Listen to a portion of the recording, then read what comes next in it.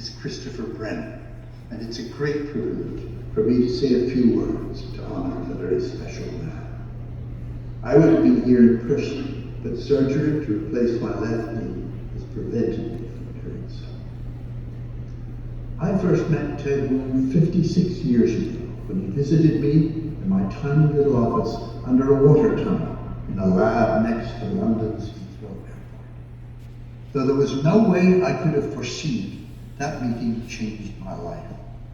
Ted had come there to visit with friends who then introduced him to me.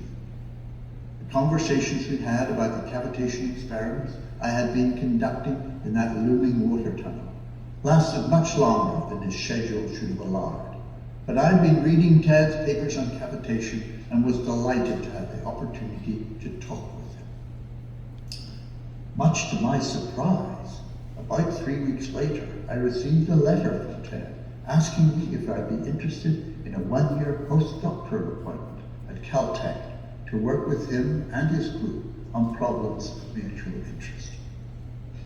Just a few months later, on New Year's Eve of 1968-69, Dorian and I and our 2 young daughters embarked on a flight across the Atlantic and on to California. We had cashed in all our assets to purchase the tickets and wondered what on earth we would do without adequate resources for food and rent when we reached Pasadena. But Ted had anticipated all of our needs. 2 of his graduate students, Mike Wilson and Art Whitney, were waiting for us when we arrived at LAX and drove us to the apartment that Ted had arranged for us to rent. Cecilia Lynn and he had stocked our fridge. It was the beginning of many years of kindness that Ted extended to me and to my family.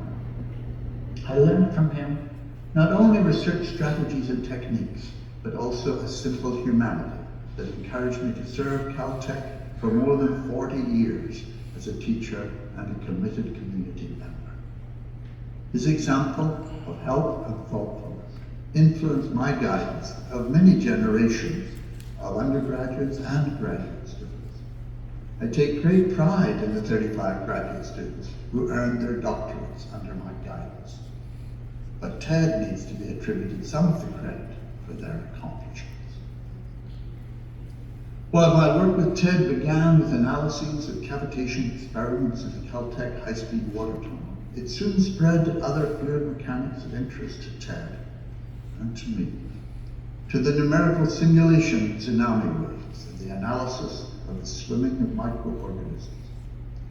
But he also encouraged me to explore some of my own fluid mechanical interests, such as studies of blood rheology and flows in the Earth's mantle. As the years passed, I moved on to my own career at Caltech, but never lost touch with Ted and his activities.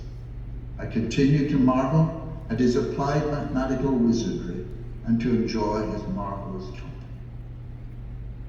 Looking back, I cannot help but wonder why Ted's contributions to fluid mechanics were not more widely recognized and honored. To those like me, whom he guided, he will always be a mathematical wizard, able to integrate around the unit circle with magical results. But he will also be remembered as a humble, kind, and gentle man, whose heritage has been widely spread through those like myself whom he guided and encouraged. Perhaps his humility and lack of self-promotion had the effect in the short term of limiting that recognition, but not by those of us who were so honored to have known this special man. In the words of William Shakespeare, his life was gentle and the elements so mixed in him that nature might stand up and say to all the world, this was a man.